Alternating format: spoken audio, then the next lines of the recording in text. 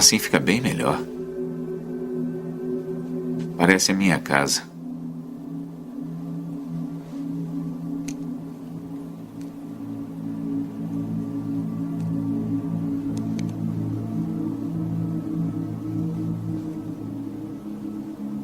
Pois é, Projeto. Eu esperava que você me contasse mais sobre a sua casa. O que gostaria de saber?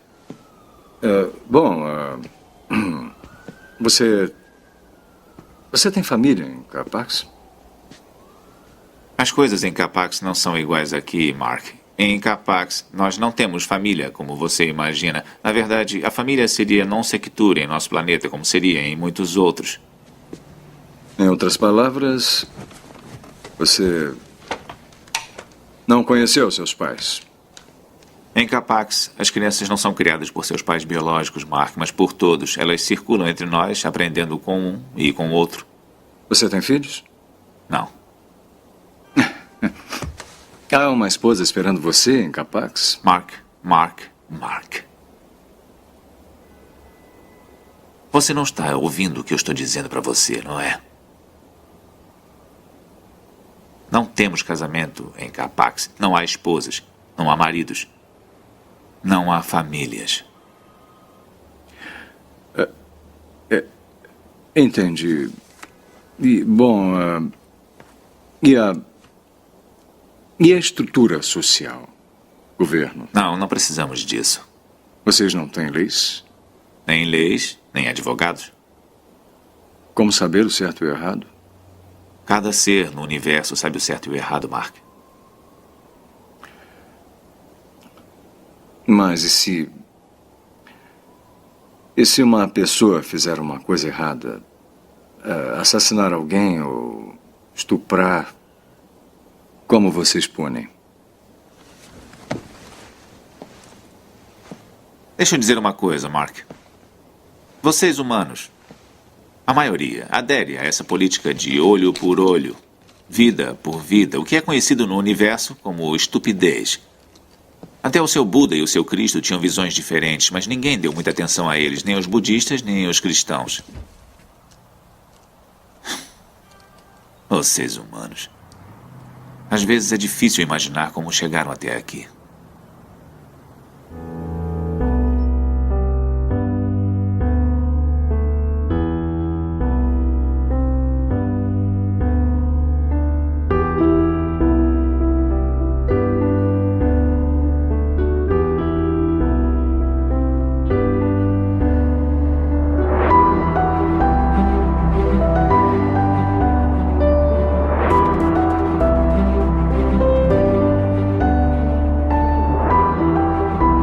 I can't accept the world as it is today. So I do everything I can to build a world of sustainability for all people.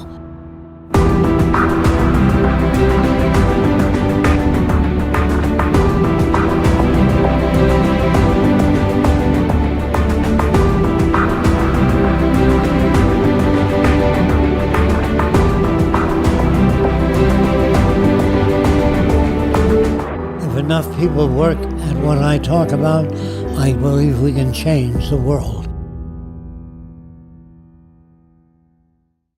All right, let's explore the thinking of Jacques Fresco and the society he'd like to see. The reason we emphasize machines and technology is to free man to pursue the higher things. Machines ought to do the filthy, repetitious, or the boring jobs. It would take 10 years to change the surface of the earth. To save our environment, our stupidity, our conflict, we've got to reorganize our way of thinking and reconsider our social aims. We must put our mind to this as we do to put a man on the moon.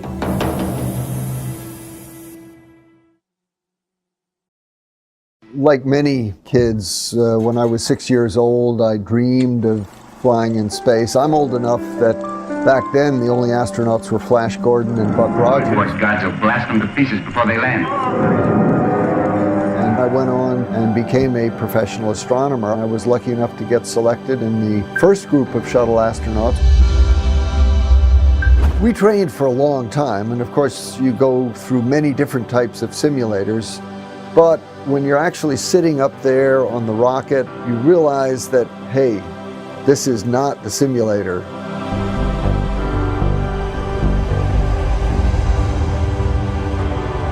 The whole vehicle is shaking a little bit on the pad. Arm sound suppression, water system. And then you hear this roar down beneath you, and the whole shuttle tilts forward a little bit. And then as it comes back to the vertical position, then all of a sudden, wham, the solid boosters ignite. And there's an incredible vibration and noise.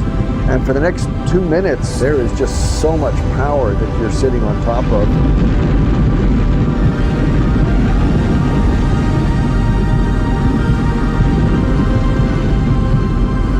I was just sort of holding on, thinking to myself, whoa, I hope this whole thing holds together. And sure enough, it did. Of course, by that time, looking out the window, the blue sky has already turned to the blackness of space. And I can see in the distance the coast of Africa coming up into view, and I always remember that feeling on my first flight when I realized, wow, you're in space.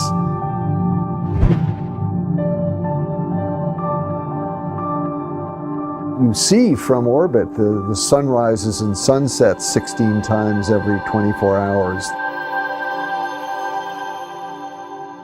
Flying over the Earth at night, in particular, gives you a real sense of human civilization. Because during the day, you look down and you see the colors of the Earth, you see the forms of the landmass of the continents. There's a lot of beautiful things to see during the day.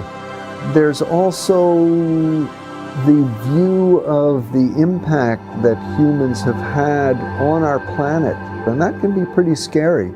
Over the course of 11 years of flying, I watched as the Amazon jungle was continually being deforested. At night, you constantly see agricultural burning all over the world. You could see harbors being silted up. You could see in Africa how the tree line would go up every year.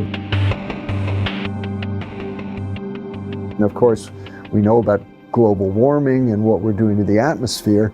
That's the other thing that you really get a sense of from space, is how thin our atmosphere is.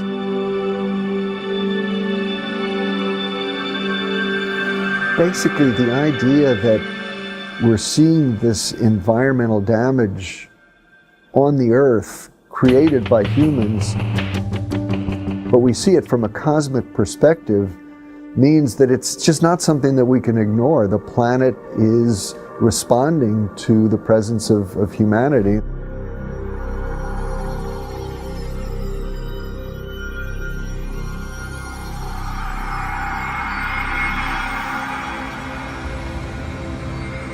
The Earth is a very small stage in a vast cosmic arena. Think of the rivers of blood spilled by all those generals and emperors,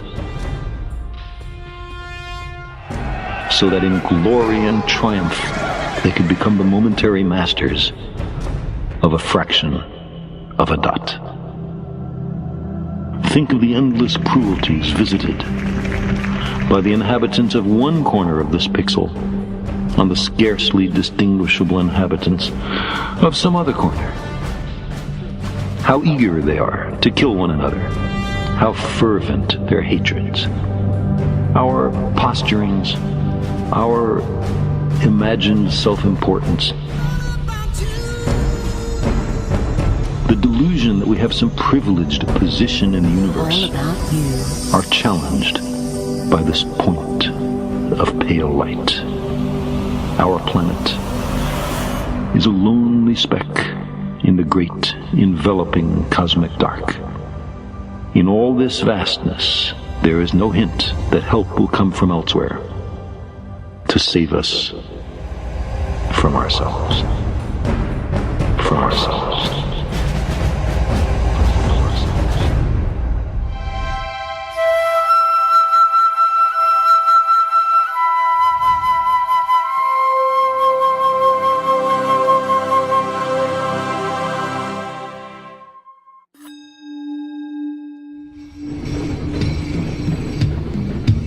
For the first time, we have the capability, the technology, and the knowledge to achieve a global society of abundance for all.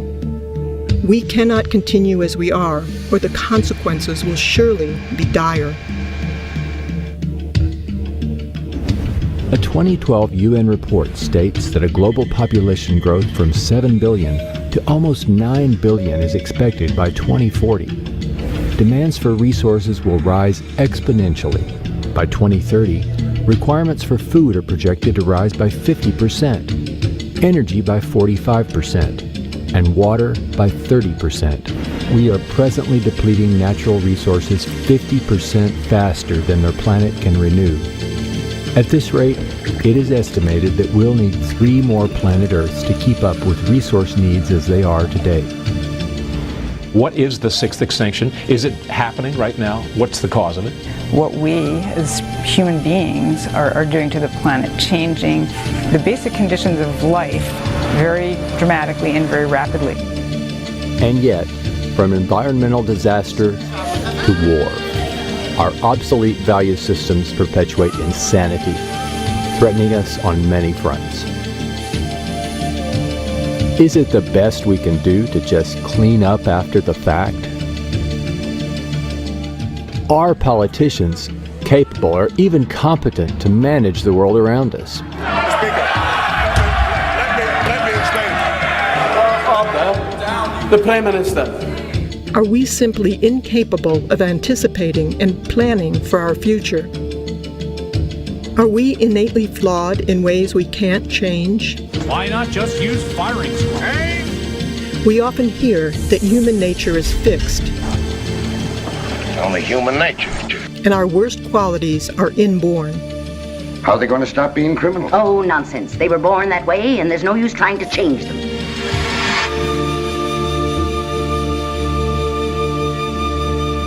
I think it's difficult to talk about a specific human nature like we talk about fixed or modal action patterns in non-human species, but clearly in humans, learning plays the major role. In fact, I refer to humans as the learning animal because humans learn more than any other animal. And yet, considering our history of aggression, warlike tendencies, jealousies, and hatred, we still have much to learn. One would think it impossible to simply overlook the conditions we're immersed in. The culture doesn't know any better. They don't know what forces are involved in shaping human behavior. Therefore, they invent their own concept and project their own values into human behavior and say that's human nature. That's where they're wrong. Right now we have an explosion of technologies in our culture, and I think many people think that technology is going to save us. Certainly technology has made our lives easier in many respects.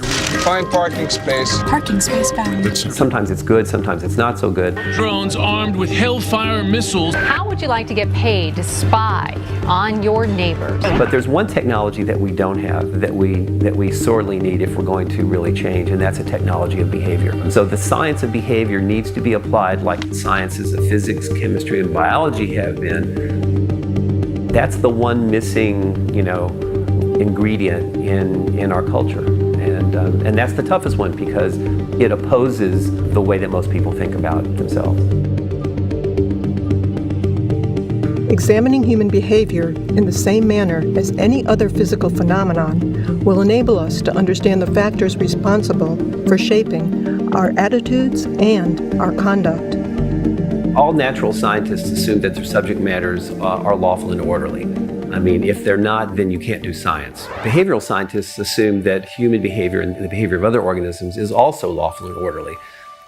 To not assume that means that you accept that human behavior is somehow separate from the rest of nature. We don't make that assumption. We make the assumption that human behavior is part of nature. Human behavior is just as lawful as everything else. The sunflower does not turn to the sun. The sun makes it turn by pulling in membranes. A sailboat cannot sail. The wind moves it. Plants can't grow. They are shoved by sunshine, soil, temperature, all kinds of things. All things are shoved by something else. All people are acted upon by other things. Remember, your mother said cup, table, light, papa, mama, over and over again until you did the same thing. Even race hatred is learned. Awakened as the ideals of intolerance and racial superiority are taught to succeeding generations. You can be brought up to hate Afro-Americans. You can be brought up to hate Jews, Swedes, all kinds of people. I hate Filipinos. I hate Mexicans. I hate them all. We can raise a Jewish boy in a Nazi culture and becomes a good Nazi. Mechanical processes are based upon many interacting systems. What you got there, son? A plane. What makes it fly? Is it the propeller? Well, the propeller's not going to turn unless you have the motor, right? So, it's the motor? But the motor needs fuel. So I'm guessing it's the fuel that makes it fly. Almost, but if you don't have the spark plugs and the oxygen, the fuel's not going to burn. So it's spark plugs and oxygen? Well, you would think so, but actually, even with all that working, if you don't have the wings and the control surfaces to give it lift, it'll never get off the ground. So it's the wings and control surfaces that make it fly? Actually, it's all the above, son. It's a complicated machine, so it needs all these things working together to make the plane fly. That's a lot like other technologies and even human behavior. So it's all those things that make it fly? Exactly, kiddo, exactly. Just like mechanical systems, our behavior has no single cause. God gives people good blood and bad blood, and there's an end to it. Our behavior is generated by the many interacting variables that we encounter. The environment can never be the same for any two individuals. And that really counters claims that people make when they say, well, you know, I have 3 children and they were all raised in the same environment, but they all turned out so different. Well, by that definition, the same environment refers to the house they lived in or the parents they had. There's no such thing as the same environment. If you have 2 kids, one is 4 years old and you play with them, and the 7-year-old is standing there with their lower lip. You say, what's the matter? The kid goes like that. And then when you're making jealousy and envy, that's where it comes from. But from a scientific perspective, the environment really consists of the moment-to-moment interactions between your behavior and those events, both inside and outside you. So the environment is in constant flux. You put the young kid on your lap and the older kid, say, I love you both. You never play with any one kid or have a favorite. You say, you can go to the movie, but you can't because you didn't do your homework. When she falls down the stairs, you have a grin on your face. You know what I mean? Not that you're bad, but you feel you've been mistreated. Even our concepts of aesthetics and beauty are often attributed to an intrinsic quality, but closer investigation reveals that these perceptions vary greatly from place to place and throughout history. I think notions of aesthetics and beauty are for the most part learned. I mean, all you have to do are cross-cultural examinations of what people consider to be attractive and beautiful, and you'll find that they differ widely from culture to culture, and sometimes they differ widely within the same culture. There are people who wear brass rings around their neck. They stretch their neck. If you took those rings away, the head would fall over, and they call that beauty. On some of the islands I went to visit, if the girl had a buttocks that stuck way out, that was beautiful. The other girls were nothing. But even a girl might find herself shut up in a cage until she's put on those 265 pounds that make her almost, but not quite eligible for marriage in her country. I know there are suggestions that there are genetic contributions to what we think is beautiful, but I think the most parsimonious explanation we can have for what constitutes beauty to a given individual has to come from that individual's environment, the culture they're raised in. If everybody had a nose a foot long, you'd have surgery done. There is no such thing as beauty. It's all projection. If you marry the most beautiful girl in the world, if she turns out to be a pain in the butt, that face becomes ugly to you. Some researchers are posing that genes, rather than upbringing, determine if someone might become a criminal and even a murderer. If you ask people to tell you what determines whether they become a doctor or a lawyer or whatever profession, most people will agree that it has to do with your upbringing. You know, the influences from your parents, from teachers, from others, and not genes. Genes don't determine that you become a lawyer or a doctor.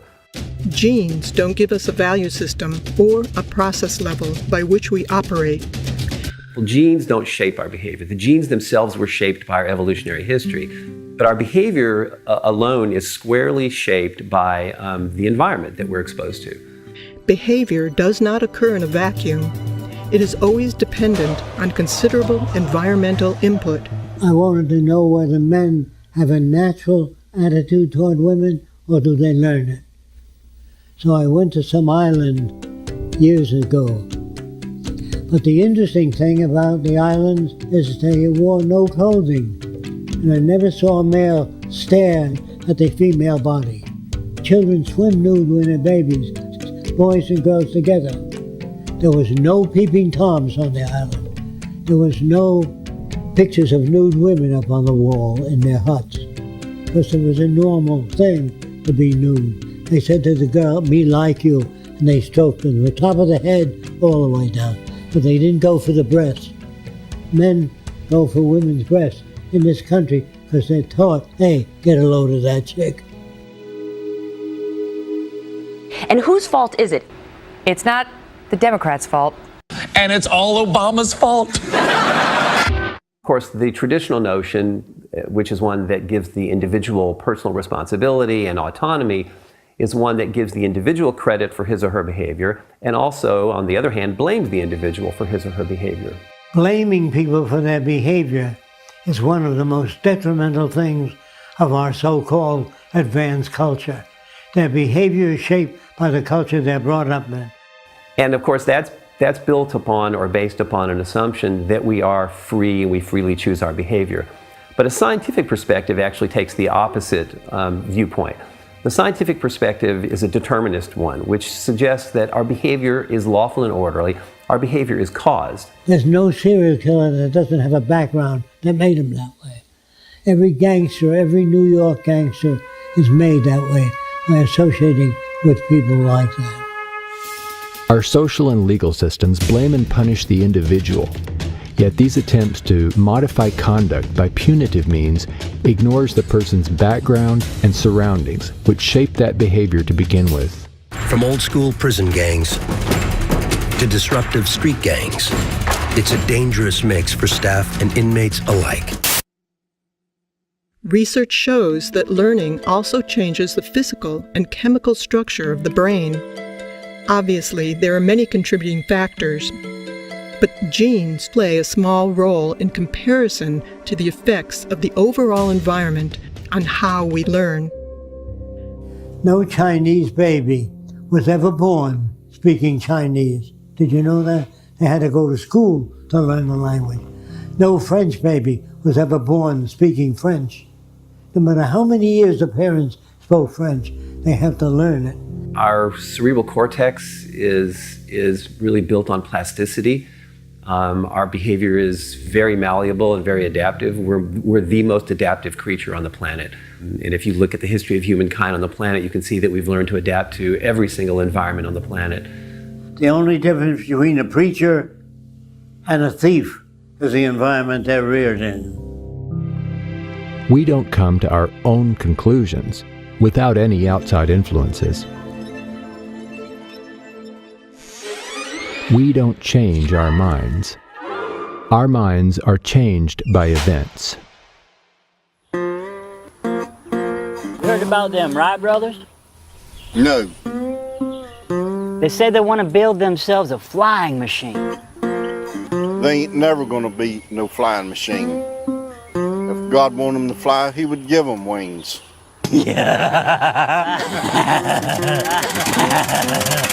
Our minds are changed by events. I changed my mind. Yeah, me too.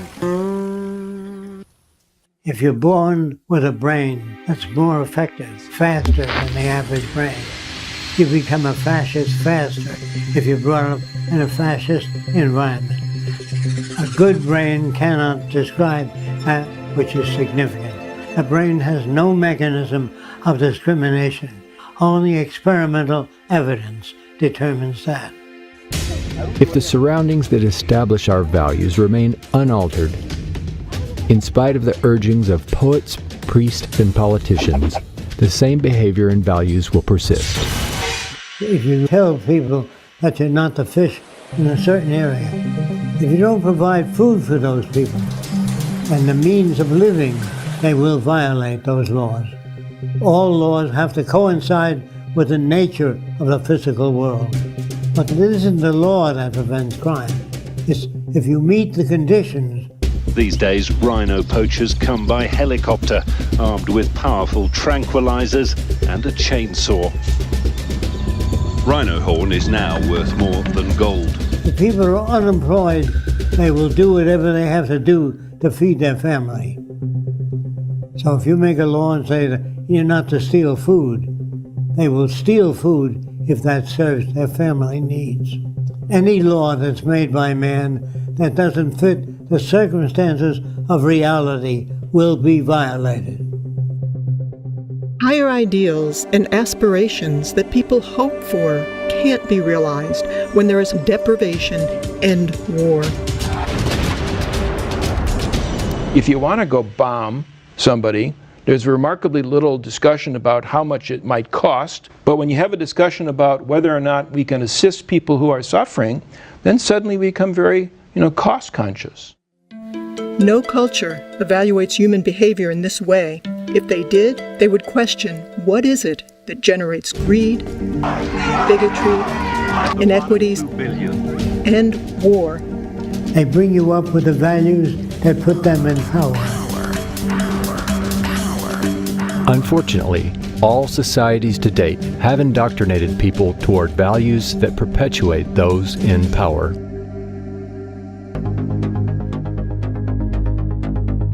So, let's investigate the key factors governing the lives of people and nations. Money and the values, behaviors, and consequences it produces. Time and sales data. Split-second stats.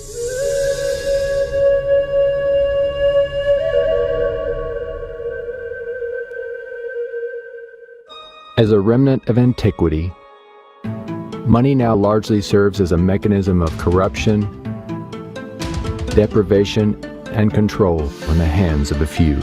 It's corrupted everything. I mean, every institution that we live in is corrupted by money. What's fascinating to me is that we can become enslaved by something that we've created. Not physically, but just mentally enslaved by a notion that was invented by humanity. It is archaic because I think we've grown past what money can do. It is well enough that the people of the nation do not understand our banking and money system, or if they did, I believe there would be a revolution before tomorrow morning. Henry Ford, Ford Motor Company. In a desperate attempt to survive, many work multiple jobs. They may steal, lie, or embezzle. So stress-producing that the average person worries about rent, losing their job, can't pay off the house.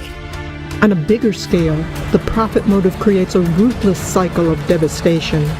Illness, pollution, and war are accepted as normal. You have sort of a wartime economy that begins to be self-perpetuating, and you have powerful people inside of a power vacuum, really, who see it as in their interest to perpetuate the conflict. But it does benefit the few at the top who live parasitically by the manipulation and control of money. The banking system right now is effectively enslaving individuals, enslaving students, enslaving institutions, and sucking resources from them. They set it up so that there would be private central banks that could charge everybody interest on the currency and allow themselves to get rich without having to do anything. Who's been doing all of this? It's a group of bankers, the Federal Reserve System, That's a private system. The Fed is a private bank owned by private stockholders. Do not let the name Federal fool you. In 1913, which is when Woodrow Wilson allowed the Federal Reserve System legislation to be passed, most of the Congress people had gone home. This legislation turned the central bank system of the United States over to the Federal Reserve Board, making them the only group that could issue Federal Reserve notes or U.S. dollars. President Wilson, he regretted that. He said that he had just sold this country downstream. A great industrial nation is controlled by its system of credit. Our system of credit is concentrated. The growth of the nation, therefore, and all our activities are in the hands of a few men. We have come to be one of the worst ruled, one of the most completely controlled and dominated governments in the civilized world. A government by the opinion and the duress of small groups of dominant men. President Woodrow Wilson, 1916. It's a fiat system that we operate under, and it's actually someone punching numbers on a computer somewhere. That is how we manufacture money today. There's nothing backing it, there's nothing behind it. When government spends more than it collects in taxes and needs money, it does not print its own money, but borrows from the Federal Reserve in exchange for U.S. bonds, which the Fed provides at interest. When people and corporations want money, they go to banks as well. The system is rigged.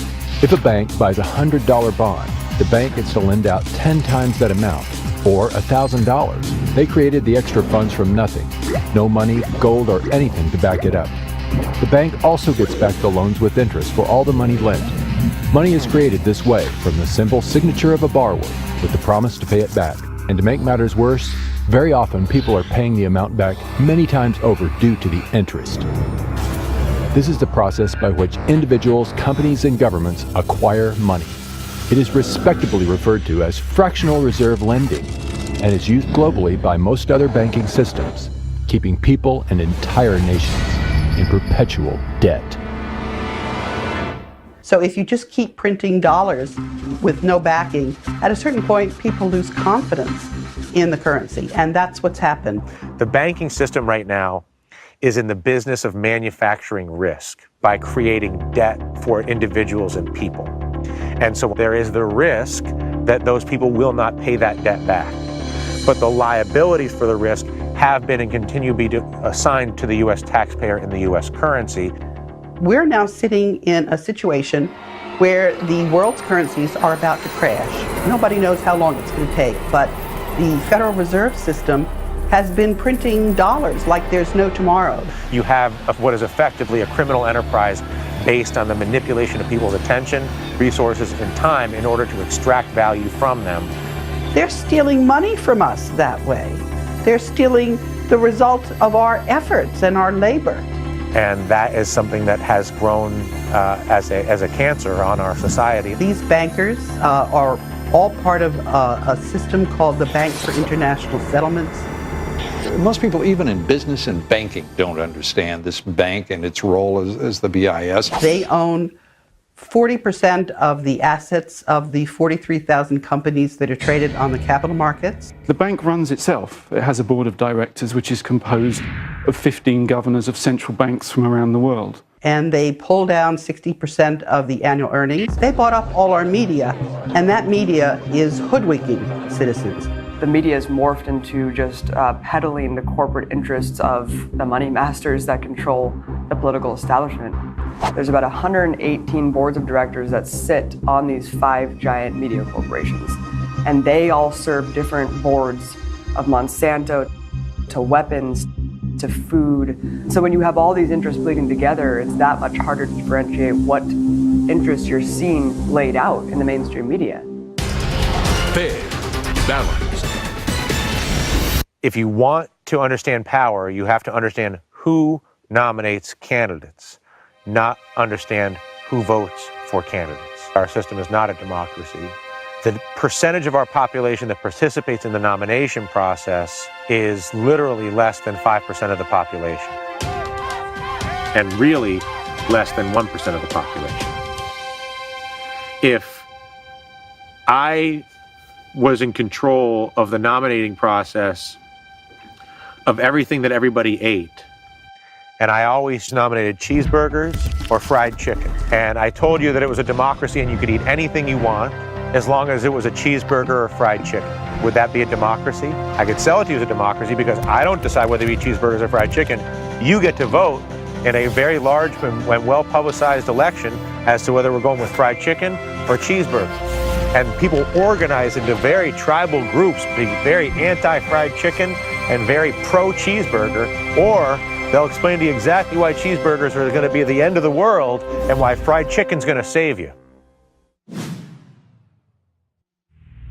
Those who can afford it hire lobbyists who essentially buy politicians. Most of the time, either party will suit their needs. Definition of a lobbyist in the United States is someone who advocates for someone else and is getting paid for it.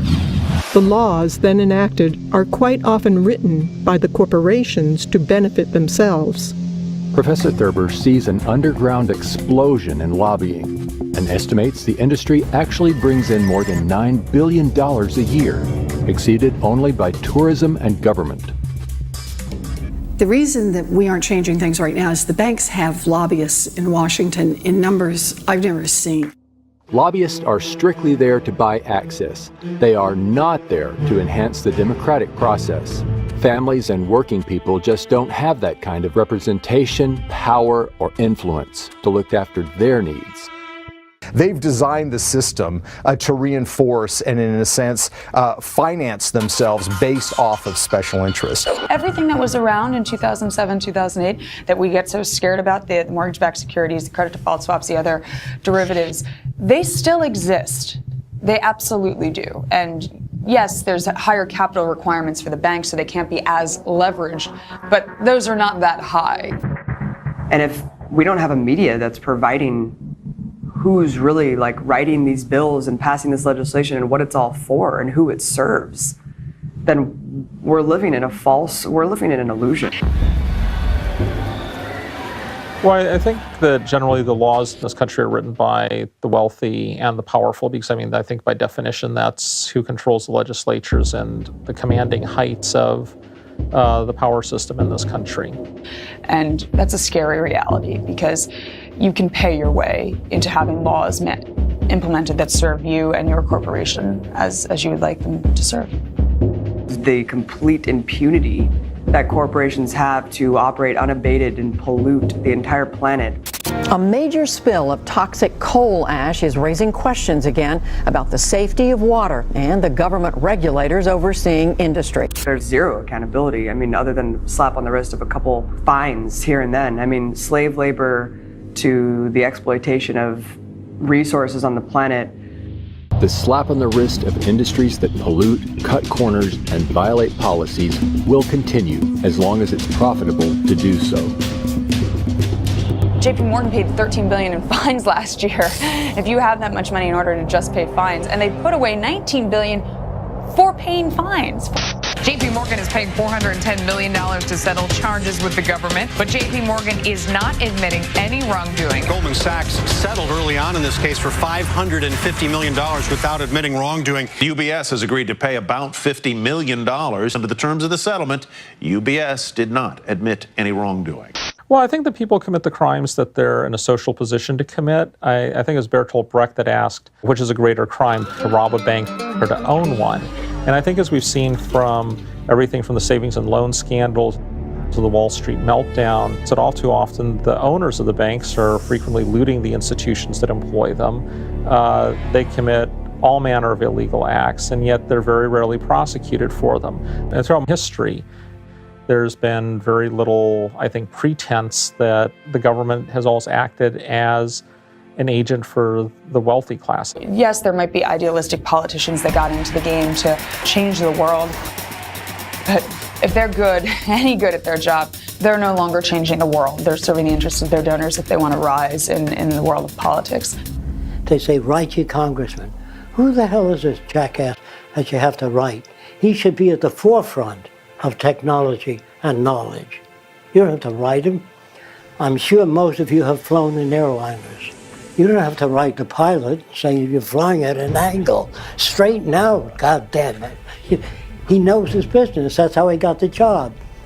The people in Washington are lawyers and businessmen and can solve no problems. If the bottom line and it's a profit-driven world, then those interests are going to be served first and everything is going to be secondary. And that's the sad reality of it. There is no value system that's put out there that is actually beneficial to humanity because it's based on consumerism and profit making. And we use artificial pumping in animals to make them grow faster. So if you can multiply the cells of the chicken faster, you can sell it sooner. But does that have an effect on the human body? They don't worry about that. They worry about the sale of chickens. Wealth is going to the rich faster than any other time in history.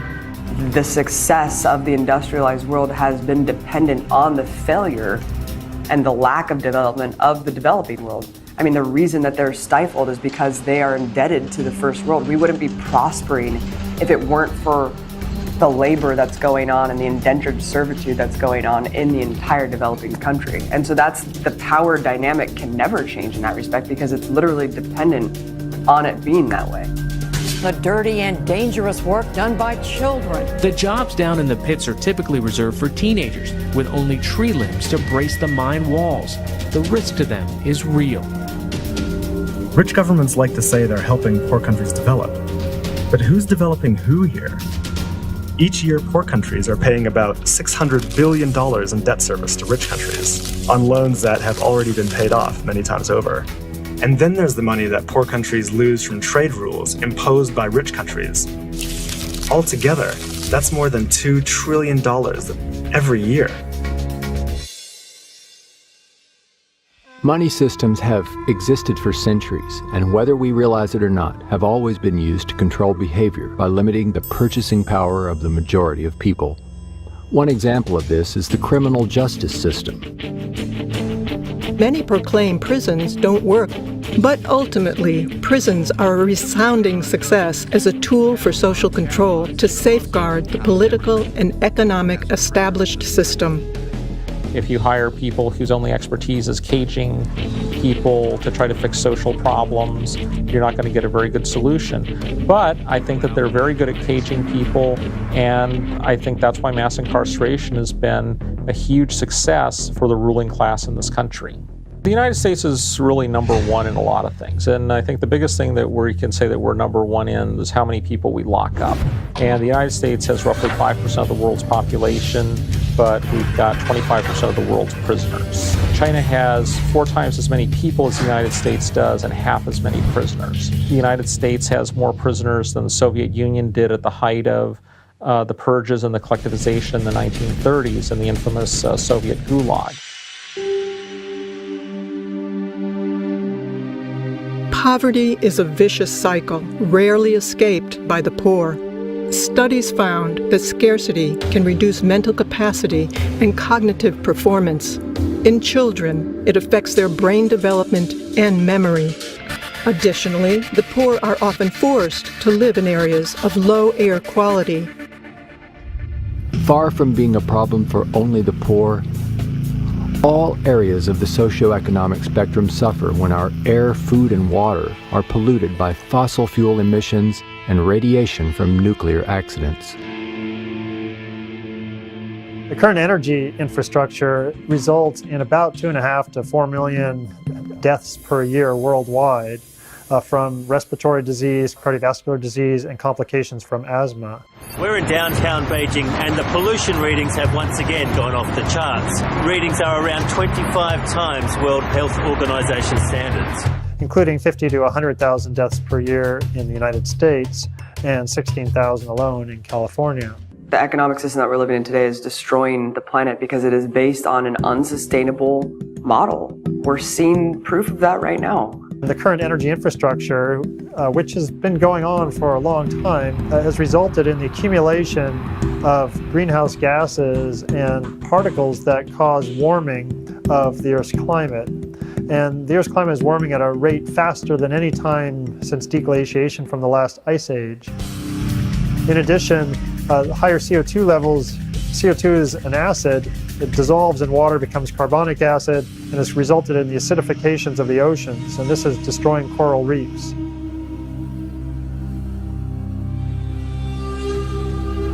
We have to realize our planet does have a certain amount of regenerative power, and there's no question that we've been through numerous worldwide extinctions. We have fossil records of that, and the Earth has recovered.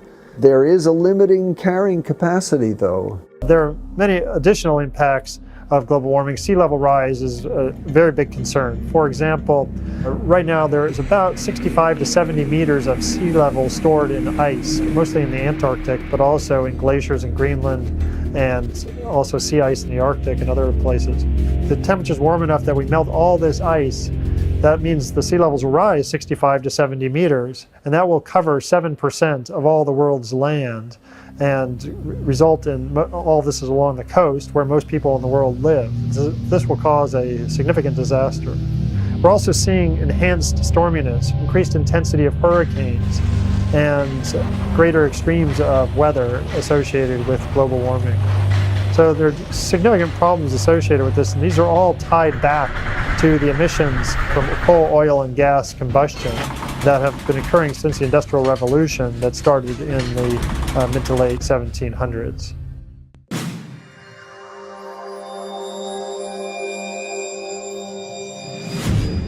It is probable that war itself could be our undoing, let alone the environment. Our brutal, competitive behaviors are not human nature, but simply a result of scarcity, making us all competitors in the fight to attain what we need to survive.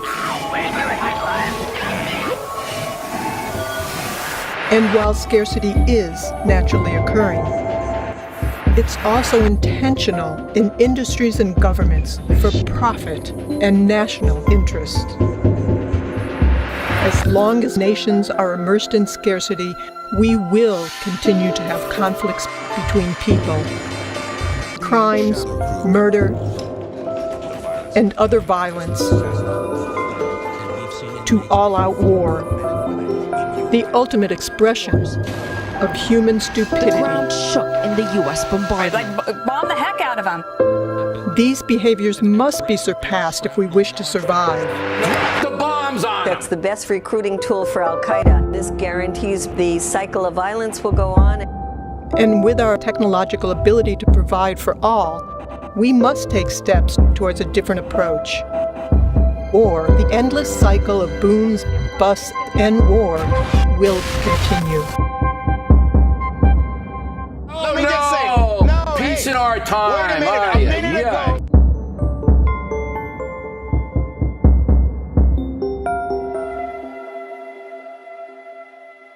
Nobody, including the United, and most of all the United States, goes to war to liberate or spread democracy.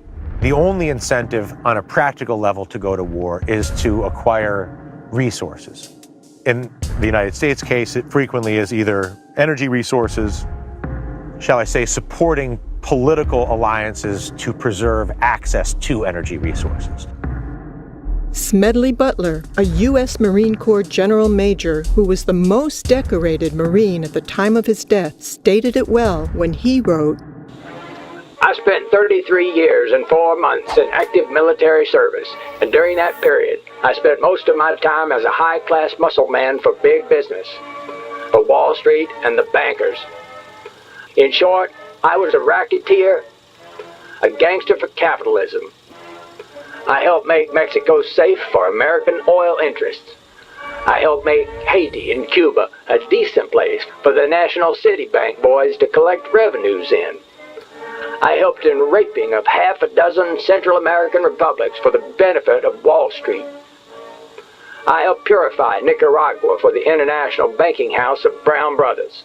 I brought light to the Dominican Republic for the American sugar interests. I helped make Honduras right for the American fruit companies. In China, I helped see to it that Standard Oil went on its way unmolested. Looking back on it, I might have given Al Capone a few hints. The best that he could do was operate his racket in 3 districts. I operated on 3 continents. War is a racket. It always has been. A few profit and the many pay.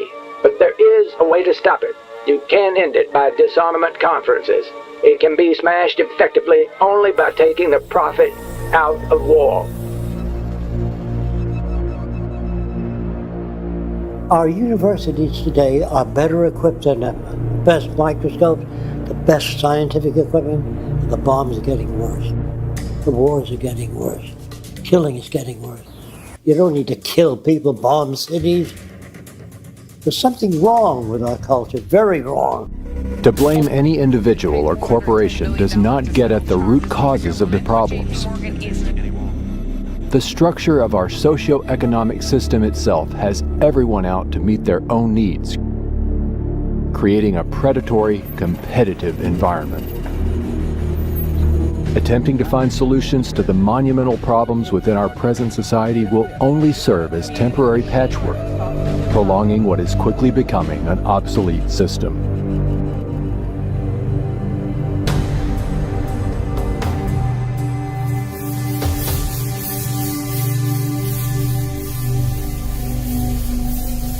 Now more than ever, a sustainable civilization is possible, and furthermore, essential. Our social designs, language, and values have evolved from ages ago. The reality of scarcity in earlier times shaped our behaviors and remains deeply entrenched in all cultures today. The history of civilization is a story of change, and this includes our social systems as well.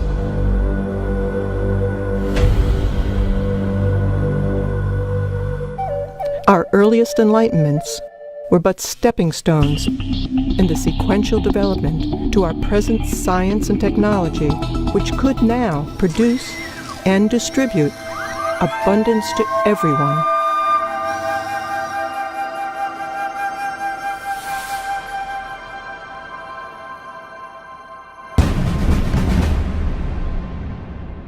There's no question that many jobs simply aren't coming back, but probably the biggest single driver of that is the way technology is racing ahead. If we continue on current paths, the next 10 years will be even more disruptive than the last 10 years because the technology is accelerating faster. If you keep laying off people and putting in machines, which is happening in the auto industry, they pick up the whole car and turn around, shove the engine in, and moving people out. There comes a time when millions won't have the purchasing power to buy cars. That's when the system collapses. But all of our growth is associated with increased consumption, increased use of energy and other resources. And when you ask economists, well, what's the alternative that enables us to continue to be prosperous without destroying the natural environment on which we depend? And they don't seem to have an answer for that. There's no solution within the present day type society.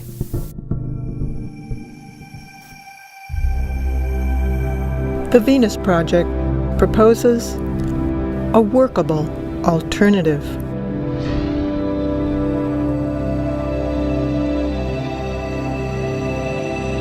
The aim of the Venus Project is to secure, protect, and assure a more humane world for all through the application of technology and cybernetics with human and environmental concern.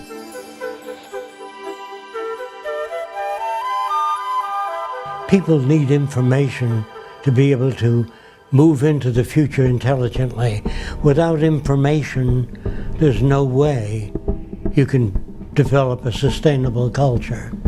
It can't be done politically because the problems are technical. If you succeeded in arranging for the most ethical people in the world of the highest morality and put them in government, when your lights fail in your house, you need an electrician. When the dams don't generate enough electricity, you don't need a highly moral politician. You need an electrical engineer.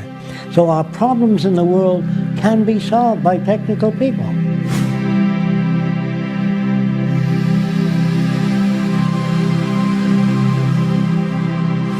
What science does provide for us is a great deal of information about the implications of the different options we have.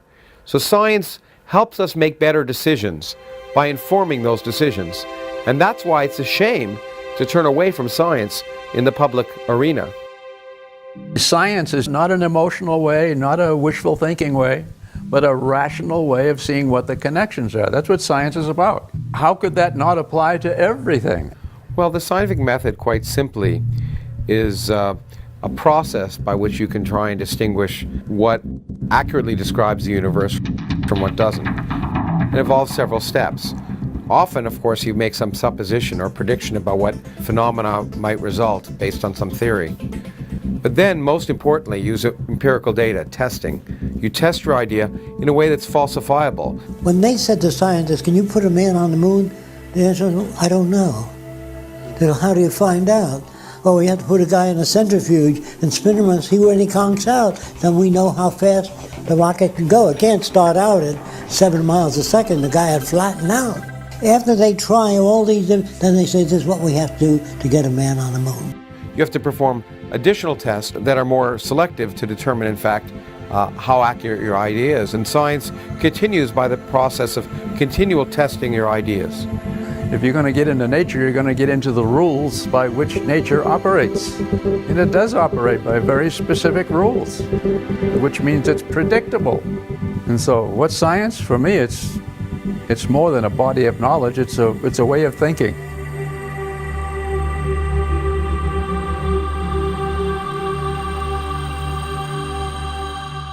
Now, language itself is subject to interpretation. When you say something, it goes through my filters and comes out a little different than what you mean. Now, if you had that in the scientific world, engineering world, when engineers talk to each other, they use physical reference for their language. If they all interpreted what they think the other guy meant, you couldn't build bridges, they'd collapse. So in medicine, when a doctor says hemostat, the nurse doesn't hand him a towel, she hands him a hemostat. So that language is very precise. The thing about science is it's independent of culture, religion, language, everything. That's why scientists from around the world can work together. We all speak the same language. They're talking specifically. A wonderful thing about a blueprint, if you give a blueprint of an automobile to Italy, China, France, they all turn out the same automobile because it has uniform interpretation. I was just giving a lecture about two very important results which vastly disagree. What did the two groups do that vastly disagreed? They decided to work together. And their interest was determining what nature tells us, not what they wanted to be true.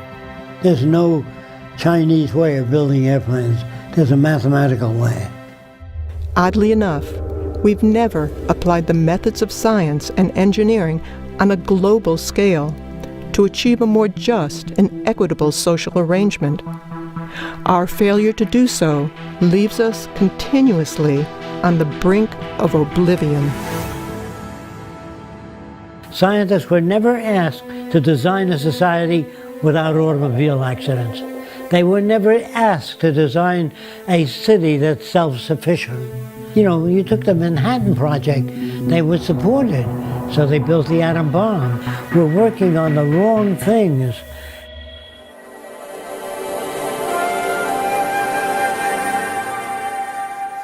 The society I'm talking about is global cooperation, where all the nations work toward improving the lot of humankind. Now, why do that? Because the smarter people are, the richer and more secure everybody is. But in the future, when you join all the nations together, and they can see the advantage of sharing all the Earth's resources and all the knowledge by all nations, once they realize that advantage, they will join together. If they do not, they'll kill each other. That's what endless warfare has led to. Brigandage. What else could happen? But we, who are all that are left of the old engineers and mechanics, have pledged ourselves to salvage the world. We're the last trustees of civilization when everything else has failed.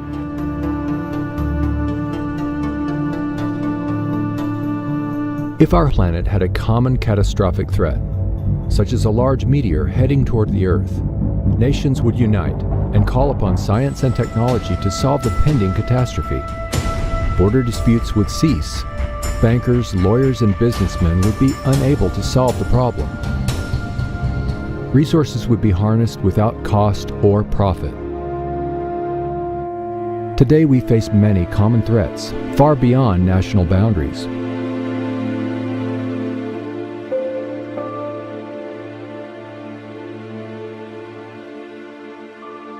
In the world today, we have enough resources to solve most human problems. We can build cities, hospitals all over the world if we use resources. But if you conscripted all the money in the world, there's not enough money to build hospitals and housing all over the world and finance the education of students. But we do have enough teachers and enough buildings we can use for universities. We have the resources. Money is an interference because it limits our ability and it limits our dreams. Imagine the possibilities of an unprecedented mobilization of scientific and technical alliances toward problem solving without the interference of money or politics to initiate global unification and restoration. This could easily enable a high standard of living for all. This is what Jacques Fresco had in mind when he proposed a resource-based economy. If our planet ran out of resources, no matter how much gold or money or possessions you had, you could not survive. Our entire survival is based upon resources. Growing up in the Great Depression in the early 1930s in New York City was a catalyst for his life's work. Jacques explored many different social alternatives during that time, but all seemed insufficient. He rejected the obsolete teaching methods of the time and was granted special privileges by his principal. He read books that furthered his interest in human behavior and social change. His early research with training and observing animals led him to similar findings with people as well. He concluded the environment shapes our values, our identity, and generates our behavior. Fresco witnessed great suffering and scarcity, even though Earth was abundant with resources. He saw it was the rules of the game we play by that were at fault. Jacques started with a lot of technical things when he was very young, and what gave him incentive for that, some of the first designs, was that his younger cousin cut his fingers in a metal fan, so Jacques came up with a fabric fan. He was just a little kid, and he took it to the fan company, and they said, "Oh, nice idea, kid, but it's not practical." And then a couple months later, they came out with it. This was his first introduction to the free enterprise system. It's not free and it's not enterprising. Fresco grasped the necessity to develop an entirely new social design, which integrates the best of science and technology dedicated toward human and environmental concern. To accomplish this holistic approach, Fresco studied and worked in a wide range of fields, such as architecture, transportation, medicine, behavioral sciences, industrial design, and more. For most of his life, he has lectured, written books, designed and produced models and media to introduce methods that could work for all instead of only a few individuals. Sometimes when you talk about a new kind of world, it frightens people. They figure, well, gee, everything is technical. What about the human aspect? And I had to devise models and make buildings and homes to show people what kind of home they might live in the future.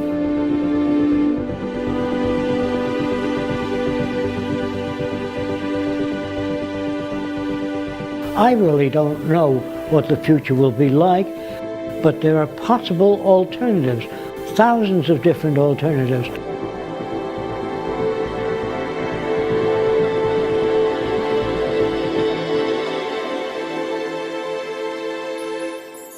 Fresco and co-founder Roxanne Meadows built the experimental structures to test and illustrate his designs and provide a research center from which to continue furthering the aims and proposals. We moved here in about 1980, and this was all flat tomato patch, most of it. We got 10 acres and another 10 acres. Jacques wanted an island in the Caribbean, which was $800,000, and we couldn't afford it, so we settled on 1,000 an acre here in Venus. So we made it look like a tropical island. We planted hundreds of palm trees and fruit trees and dug the waterways. And then the animals came. You know, we have deer, lots of alligators, bear, fox, raccoons. So it's really living in harmony with nature here. This is kind of an example of what the outskirts of Jacques City would be like. There would be one building very close to another building, but there's so many trees in between that it looks like you're living in a forest. So what the Venus Project really wants is to unify all the nations of the world toward common goals, such as clean air, clean water, non-contaminated food, and make that available to everyone.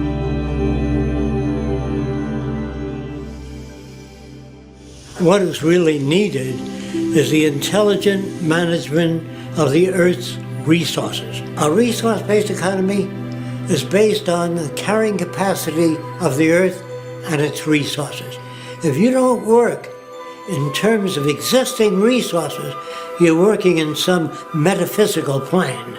In a resource-based economy, all resources would become the common heritage of all the world's people, and access to the necessities of life would be for all the world's people. There would be no more monetary systems or trade, barter, or any other system of human servitude.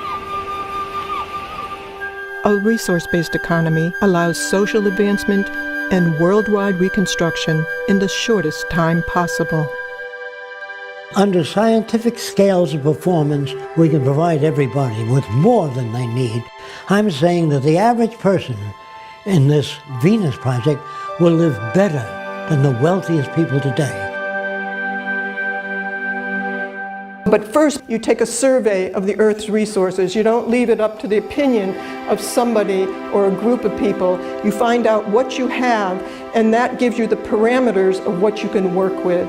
So you find out where your technical personnel are, where your water is, where your arable land is, the health of the people and the needs of the people, and you build according to that. That will determine where your hospitals go and everything else.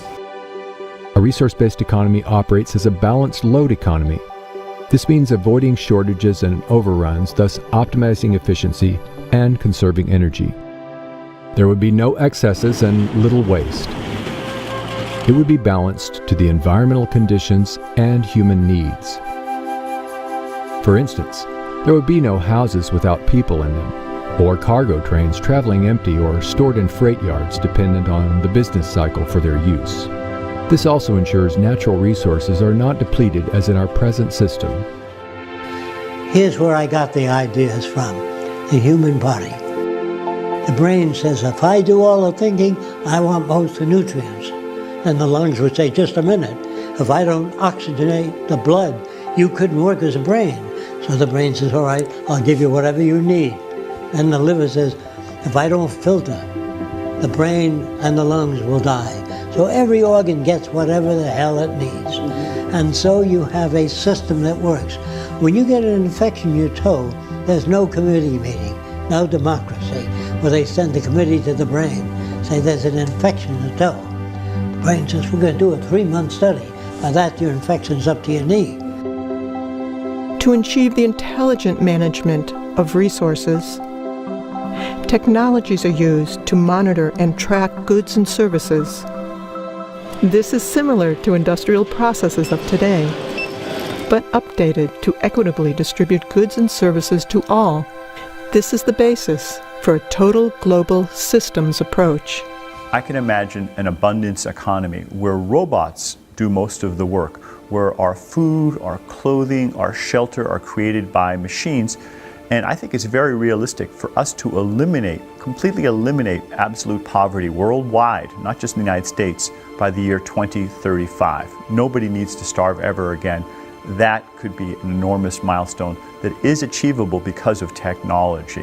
When we computerize everything and start producing things and make things available, it'll be too cheap to monitor. With the most capable computers, we can arrive at more appropriate decisions on a global scale. I have no doubt that machines will eventually be assigned more and more decision-making. For example, years ago, a pilot would look out of a plane and says, I think I'm about a mile high. But today they have Doppler radar, and they know exactly how high they are. So we don't want human guesswork anymore when a machine can do it. So I see the future as using very sophisticated computers that make decisions. Now, how do computers make decisions? They have their tentacles out into transportation, agriculture, so they can tell you when the soil is depleted, when it has less water, because it has sensors built into the soil. The computer will be connected to weather departments, earthquake zones, everything. So I feel that eventually government will become computerized. Today, the world's fastest computer is in China. The Tianyi supercomputer is capable of 33.86 quadrillion floating point operations per second. 80% of what doctors do is going to be done by computers. Is that really true? Absolutely. I have zero doubt. You won't want a doctor to do your diagnosis or monitoring or pick your therapy.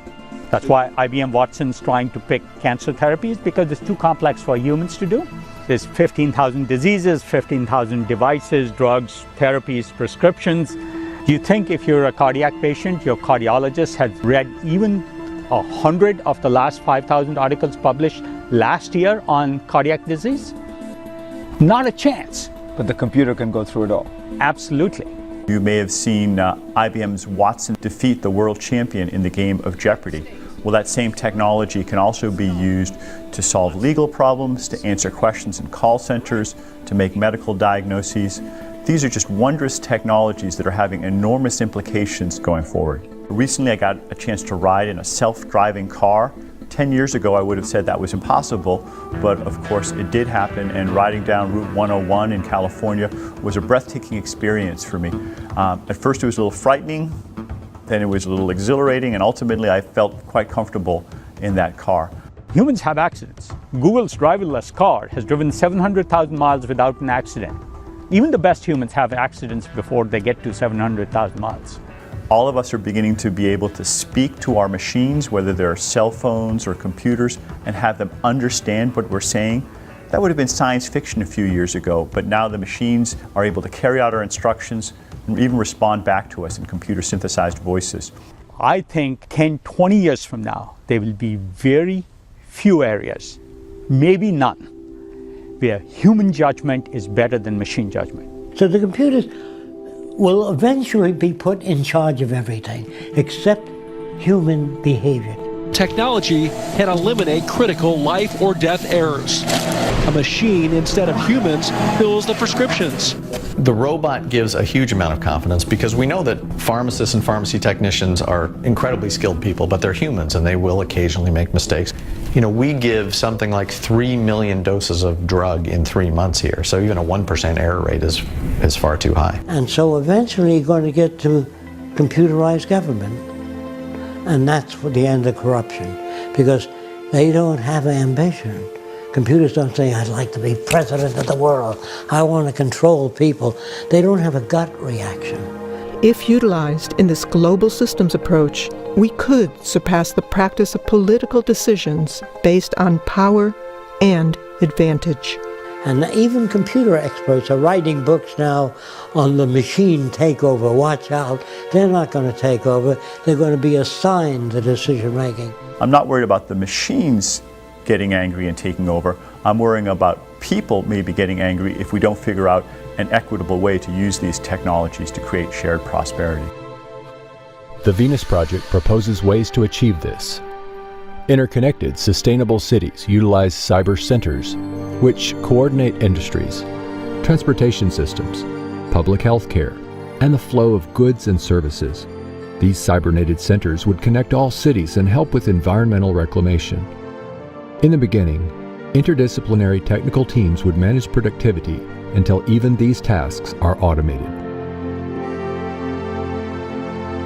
Mega machines directed by AI could excavate canals, construct bridges, viaducts, and dams. Self-erecting structures would be expedient in the construction of industrial plants, apartments,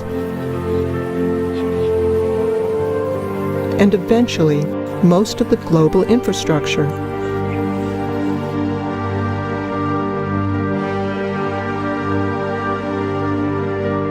We study all the negative effects before we build anything. So there's a whole group of engineers and computers doing long-term studies of all the negative retroaction. With the threat of climate change, we may be forced to take large engineering feats.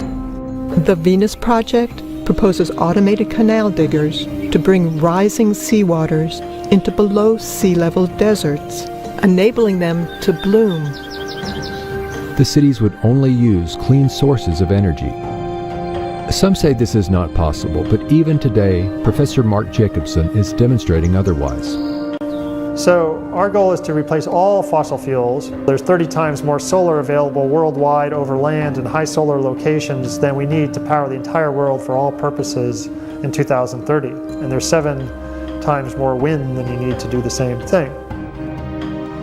So we are looking to combine all clean renewable energy sources that are available: wind, solar power, geothermal power, hydroelectric tidal power, and wave power. We would need about 4 million large wind turbines to power 50% of the entire world for all purposes. You might say, well, that sounds like a lot. But keep in mind, during World War II, the world produced about 800,000 aircraft in the space of 5 to 6 years, and the US produced 330,000 aircraft in 4 to 5 years. And so that was decades ago, and now we have better technologies and abilities to ramp up production. So it really comes down to willpower. It's not a technological or economic blockade to solving this problem. It's really a social and political blockade.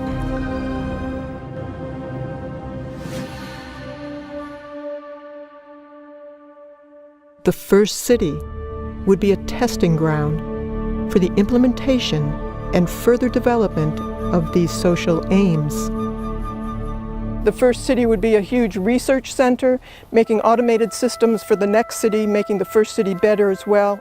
It would be a place where we would disseminate information. We'd have movie studios, be making gaming, computer animation, a lot of different media to get to the public. It would be like a university city. We would have instructions as to what sustainability really means for the future. The cities of the future are circular, not because I like circles. It's because you only have to design one segment of the system and then reproduce it in pie-shaped sectors, and that would be the most economical way. When you build suburbia, it's spread out, and you have to travel one way to the dentist, the other way for shopping, another way to the doctor. The system is self-contained. There are wind generators. All the rooftops are solar generated. All of the garbage and waste is recycled under the ground, underneath these roadways. All of the roadways contain piping running up and back, and we use all that hot water to operate the air conditioning and the needs of the city. Now these are where the residential district is. If you work in the medical center, you can live here if you choose to. So this is essentially a collection of variations in houses. Your house will vary to suit your needs. Fresco's designs are a showcase for the harmonious coexistence of nature and technology. Now, some people don't like living in individual houses. They prefer living in apartments because there's a gymnasium, drama group, discussion group, recreation of all kinds. So the skyscraper in the future will offer more of the amenities. So this is your recreational belt. There'd be art centers, music centers, recreational areas. These are bicycle paths. There are tennis courts, and these are golf courses. But the golf courses contain a clubhouse with all the golf clubs, so you don't have to bring anything out to the golf course. You stay there, play golf. When you're through, you leave your clubs there. These are access buildings where anyone can access books, a violin, musical instrument. Anything that they want is free and available. These are your research centers. Everything studied in these areas is to improve your standard of living and everybody else there. There would be no lawyers, no bankers, no ad agencies, no insurance people, no salespeople. Without money, you don't need any of those things. So you could go right into solving the problems that all of us have. That's what we'd be working on. Today, we're fighting over people who have different values, and we're fighting over scarce resources. In the future, you won't have to do that. You'd be working cooperatively to improve the standard of living for everyone. A lot of people think that I want to give people things for nothing, and that's going to spoil people. The fact that you're born in America, you have nothing to do with the airplane, the telephone, the railways. It's all here. And you're lucky because you inherited that, just being born here. That doesn't spoil you. So there's really no basis for crime. Since anyone can access anything they need, no one's going to hit you on your head and take your wallet because there's no money in it anymore. The monetary system has been surpassed. And when we have that kind of abundance economy, most of us will be able to spend most of our time doing the things we enjoy doing. The kinds of things that you might have seen the Athenians do during their golden age. They had human slaves take care of their basic needs. We can do it with robots. Amazing. And what would you suggest the cooks and housewives of the world do with all that extra time? There's an island called Isle of Man. On that island, there's a stream down below, and the women wear a harness. And they go down, they get 2 buckets of water and climb up to their home up there where they boil and cook food. The women have to skin animals and get the animal fat out to operate their lamps. And if someone said to the women, someday you'll turn a gadget and water will flow at whatever speed you want, without you having going down to the river. And someday you'll press a button and the lights will go on. And you won't have to skin animal fat. And the woman says, yes, but what will women do? People will get engaged in how to live, how to relate, to travel, scuba diving, restoring the reefs of the oceans that we damage, cleaning the ocean and the atmosphere. So much we don't know. And you go back to school free of charge, and every city will be a university city where you're updated on what's new.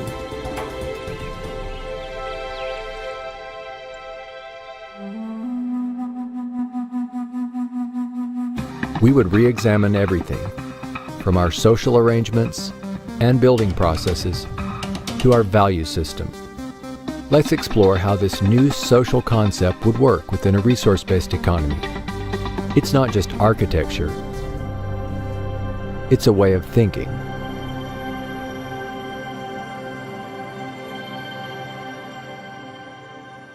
We still have neural lag. It's hard for us to step into the future without dragging some of the past. We won't make the history books of the future. We are that ignorant. Not in technology. We're doing fine in computers, electronics, but the human value system is not moving fast enough. I would say that people would be much more productive, much more humane, much happier people. That is the question. Will people be happier with new technology? No, not new technology alone, but with a value system and new technology. In many instances, we ask people for their opinion. Do you think man will ever get to the moon? They may say, maybe 10,000 years from now. Instead of saying, I don't know enough about that to give you a sensible answer. That's the way you talk. But they have opinions about everything. There'll always be war, there always has been war, because man is greedy. That's what a repeat or a loop of what they've heard in the past. The point is, ladies and gentlemen, that greed is good. Greed is right. greed works. People are reinforced in this culture to be greedy. The more you have, the more you abuse other people. In order to get what you have, you're looked upon as being successful. You admire the people with money that have those things. And they usually get it off other people's backs that they abuse terribly. So you're not born being greedy. People think that you can't change human nature. If you couldn't change it, we'd still be living in caves. So obviously we're undergoing change. So human nature is not fixed. And greed is brought about by scarcity or lack of resources.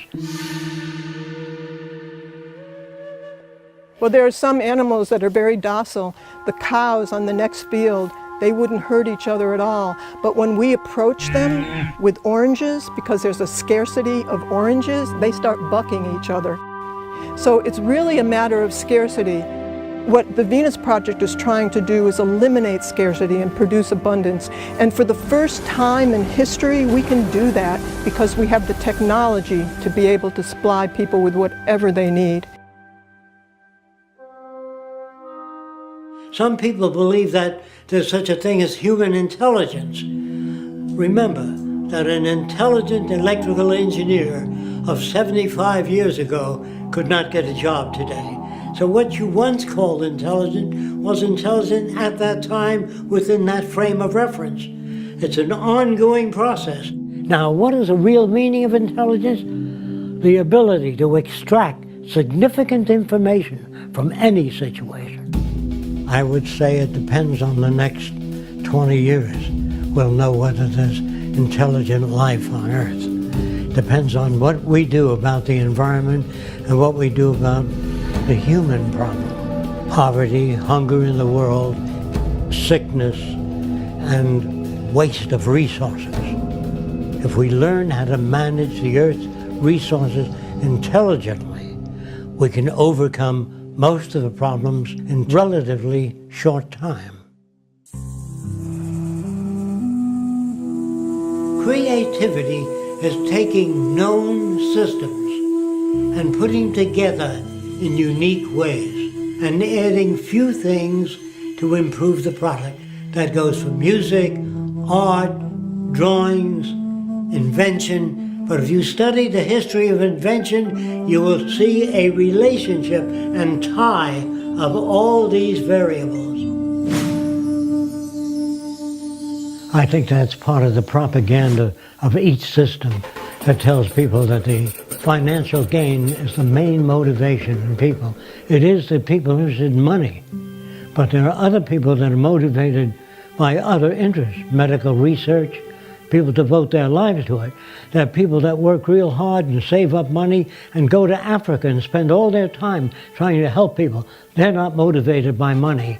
And I am suspicious of people that are only motivated by money. And a $40,000 gold fucking watch. It's not a healthy motivation.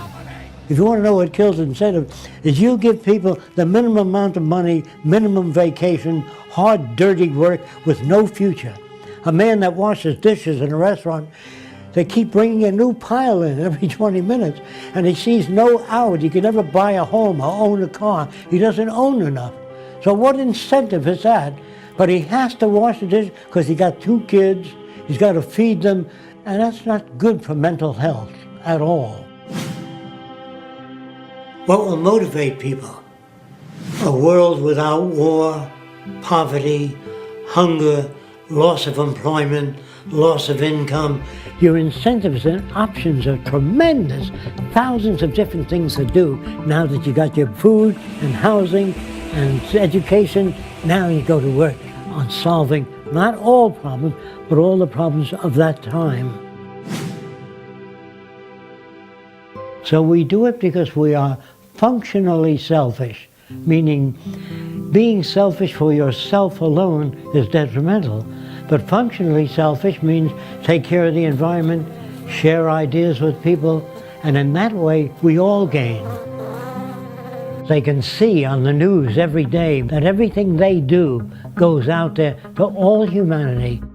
So everybody in the world represents an extension to their life rather than everybody selling themselves and making a profit on one another. They now have the time to appreciate what the new world does, and all the films of the future will show them what's happening all over the world and what's new, and that they have free access to what's new because everybody cares about everybody else. I'd like to strike out the word utopia. There's no such thing. It's like designing the best city possible. That's not possible. We can design a far better city, but as time goes on with new invention, it's always in the process of change. Are we civilized? Of course not. It's an ongoing process. When people think, well, your ideas are utopian, that's not utopian. That's applied technology and efficiency. What we want is an emergent society that's never established, always learning new things, always moving onward toward change, and to help people adjust emotionally and intellectually to expect change, and change for the better. If the environment is structured, it produces what you would call ethical and moral behavior. But if you don't alter the environment, it'll keep producing what you got now. So the environment has to be changed. That means the schools, the things we learn, our language, all of these things have to be updated. I think that people will be ethical to the nature of the world.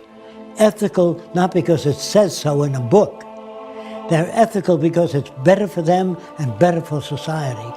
So the new ethics is based upon the carrying capacity of the earth rather than my opinion.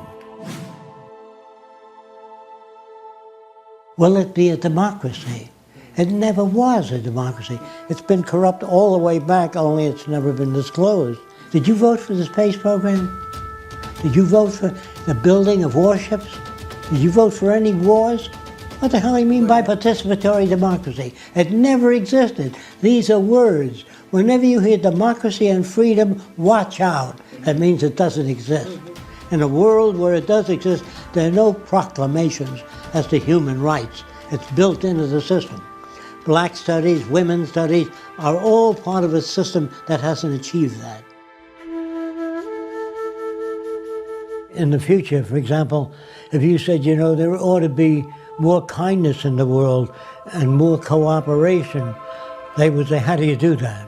If you have nothing to offer, they say, why do you make noises? They would not accept that as anything sensible. Emotions are superfluous to the task. Your feelings in the future, all emotions, will be translated to an action pattern. You'll do medical research on how to develop bones that are getting weaker, how to strengthen them, how to improve the health of people. When emotions are translated to deeds rather than this. Now, another thing that really confuses people is the word love. Well, what would happen if you live with a replica of yourself? How long do you think you'd be together? How soon would you crash? So do you love yourself all the time? Of course not. How can you love another person? You only love certain things about people and certain things about yourself. The word love will disappear in the future and be replaced by a newer definition called extensionality, meaning enhance one another's lives. But I love you are just empty words that manifest nothing. It's how people behave to one another that indicates love. There's another thing that's very dangerous, claiming to be aware or conscious. You hear that all the time, at least I'm conscious. Well, I usually meet with those people and I say, where is your liver? I'm not sure. How fast is the blood moving through your veins and arteries? What area of the brain controls creativity? What area is responsible for emotions? What do you mean by consciousness? The human being on top of the Empire State Building can see a 3-foot ball, but a chicken hawk can see a dime and see whether it's heads or tails. The term used, consciousness or awareness, is limited to your senses. So we can never be conscious. We can grow in degrees. and understand perhaps a little more about many more things, but we never can achieve consciousness because we don't see gamma rays, cosmic rays. We don't see all of those things without instrumentation. Religion has an old book with a lot of myths, packed with myths, and it doesn't change every year. Consider this. A scientist has a book on astronomy. Every year that book undergoes change. If you have a book on electronics that's 2 years old, it's obsolete. So they undergo change. But here's a minister with that one book under his arm. A real simplistic interpretation of the earth. And it caters to what people fear. What happens after death? What happens now is that myth and superstition is pervasive, not because we don't have better ways of understanding things, but because people want to believe things that make them feel better. Then they tell you in school that everything in nature has a purpose. You know, what's the purpose of life and all that. So they say the purpose of the eyebrows is to deflect sweat off to the side.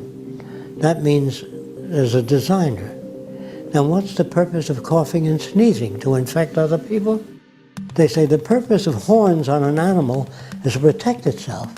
So I said, what's the purpose of those horns? They say, that's for ramming other animals. I said, what if the horns go off to the side?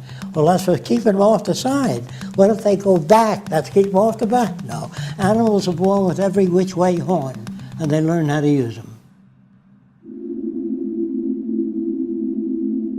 People hope that there's some cosmic purpose to their life, but in fact, science, as far as we can tell, tells us there's no evidence that there's purpose to the universe. Does that mean there's no purpose to the universe? No, we can't prove it.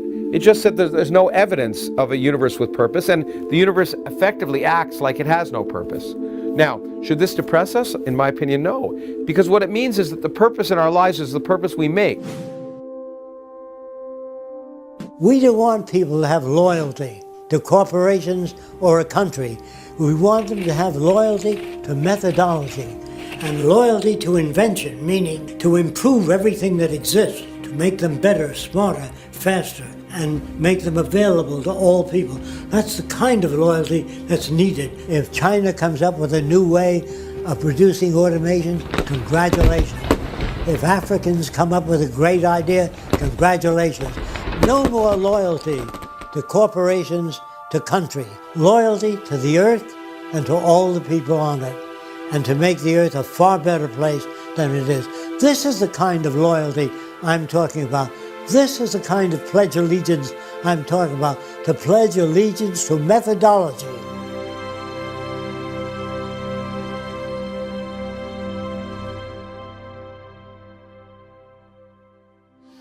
If we manage to arrive at a saner future, the tasks will be about solving problems common to all people.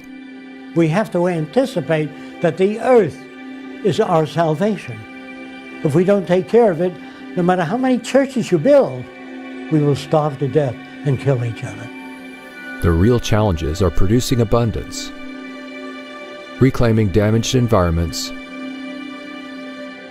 sharing and creating innovative technologies, and improving communications between people. I know we can build a far better world without war, without most crimes, without the need for prisons, and without the need for money. We can surpass that. We have the technical ability to make things available to everyone. All the wonders of technology have no meaning at all unless it enhances the lives of everyone. The vision of applied science can serve the common good. And though this goal has eluded human civilization for centuries, the possibility of a better life for all will depend ultimately on the choices we make today.